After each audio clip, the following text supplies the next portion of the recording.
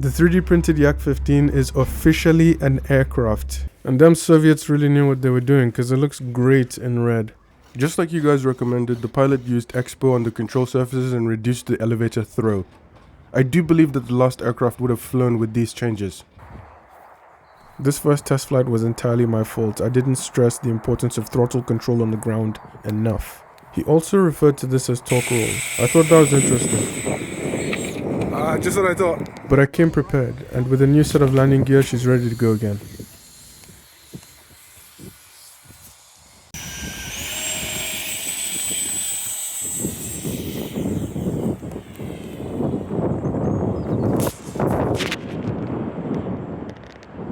It's fucking flying! Holy shit!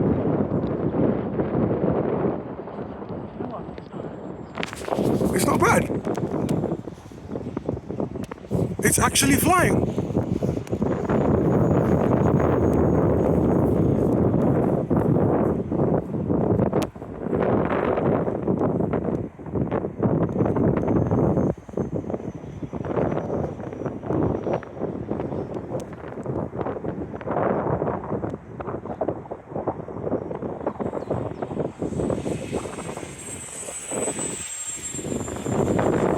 This is incredible! Whoa! Oh my god!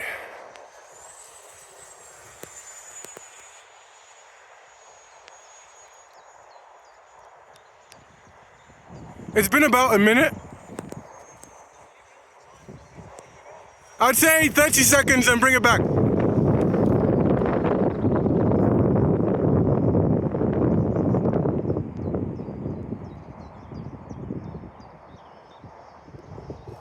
It actually flies.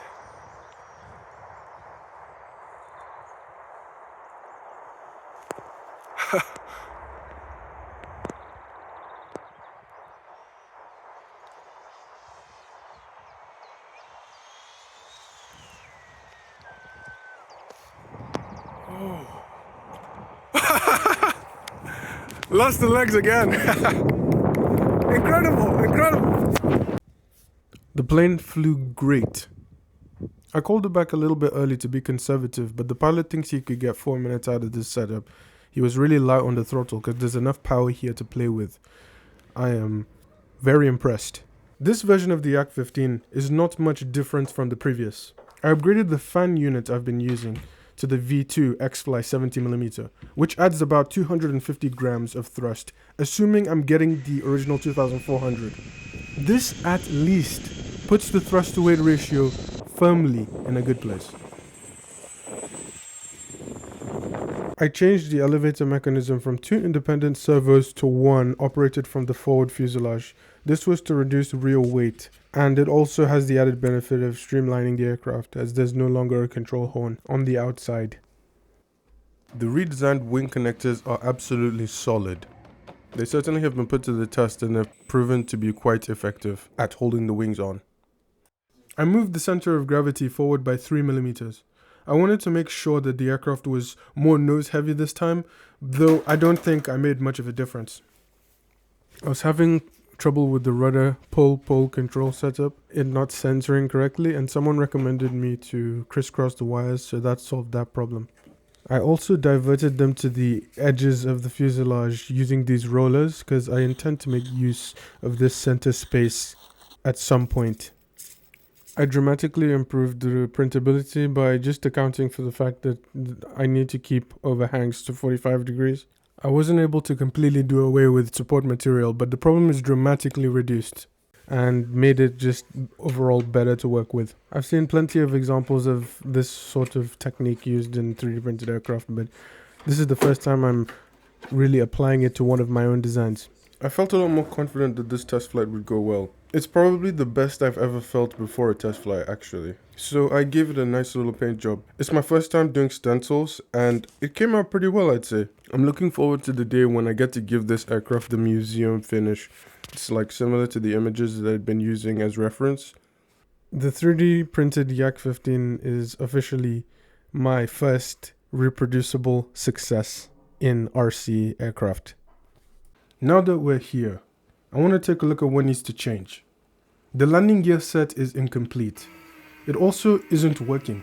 I've been printing the gears vertically to give the keyway as much circular consistency as possible for smooth shock absorption. That came with a dramatic strength reduction, and they've failed enough times for me to reconsider my approach. There's been no carbon fiber reinforcement in these legs up to this point, and I'm going to start my redesign around incorporating carbon fiber tubes and rods wherever possible.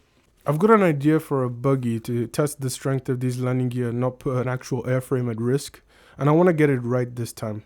I still believe there's enough plastic here to do the job. It just needs to be printed horizontally as much as possible and reinforced. What you've seen throughout this video is an interim designed landing gear specifically for this aircraft that I don't intend to use going forward. That's because I really want to print as much of the landing gear as possible. The tail retract will add weight, requiring a major redesign of the component layout. I'd like to thank Bill Mester and Styroman Nagy for sharing their Yak 15 design with me. They faced the same pitch-up issue caused by the thrust line being below the center of gravity and solved it by angling the thrust downwards by about 20 degrees. This allowed them to hand-launch their aircraft, which won't be possible on my design. Similar to their aircraft, a key focus of my redesign is going to be the fan in front configuration. There are a few other small things that need changing, but the last major change is the reintroduction of flaps to this model. On the whole, the pilot was pretty impressed with the flight performance, but he did say that the aircraft would benefit from flaps. Thankfully, I've already done the preliminary work for this, so I have an idea of where to go. This project took a lot longer than each individual step would necessarily require. I spent a lot of time trying to recreate the ideal and unequivocal form of the Yak 15. And after the third redesign, I realized that this task was impossible. Every example of this aircraft I find differs from the next, be it 3D models or otherwise. And of course, the images that I was able to acquire of the original aircraft, few as there are, require stitching together in CAD. And it's not the easiest thing to create a 3D model from a 2D image. Errors are expected. This was my battle with perfectionism. That said, I believe I've reached a certain level of practical experience with this aircraft to determine that there is something that I can do fundamentally to transform this aircraft into what I want it to be. So I'm gonna do it all one more time. Enter the Mark V. As I said earlier, I want this to be the last attempt at the 70mm Yak 15. I have so much I want to do in RC aviation, and I won't be able to do that if I carry on redesigning this airplane. In view of that, I want this next iteration to satisfy me in as many capacities as possible. From the outset of this project, I aimed for a scale Yak 15, and the Mark V will be the most scale interpretation so far. Small things like the fuel gauges, the radio communication antenna, the panel lines and the access hatches will be as faithful to the museum example as possible. Though the pilot was very positive about the flight performance, I want to include wing washout in the next design, as it was brought to my attention by some of you. This will reduce the likelihood of tip stalls, though I have a lot of research to do in order to execute this properly. The fan in front reconfiguration gives me the opportunity to take a second look at the ducting. A major point in R&D will be redesigning the duct and thrust tube to get the most out of the fan unit without a cheater vent. I didn't achieve the advertised static thrust when I installed the fan in the aircraft. I don't know what the relationship is between static and dynamic thrust, but in spite of what I consider to be a dirty duct, the aircraft had plenty of power. I kept the cheater vent at the bottom of the aircraft pretty large to reduce the impact of the Jumo starter and the ESC being in the airstream, but I intend to get rid of both. No cheater, no ESC. One clean duct, but of course the Jumo starter stays. Also, as a matter of principle, I dislike cheater vents. I've been building these aircraft specifically around lightweight PLA, which melts at relatively low temperatures. I haven't personally suffered this, but I can't say I haven't thought about it. I want to base my work on a material with a greater heat resistance, so I've purchased my first rolls of lightweight PLA HT and ABS. To conclude this video, I would like to thank you guys for your feedback. You have certainly accelerated my learning, and for that, I am very grateful. Thank you for watching.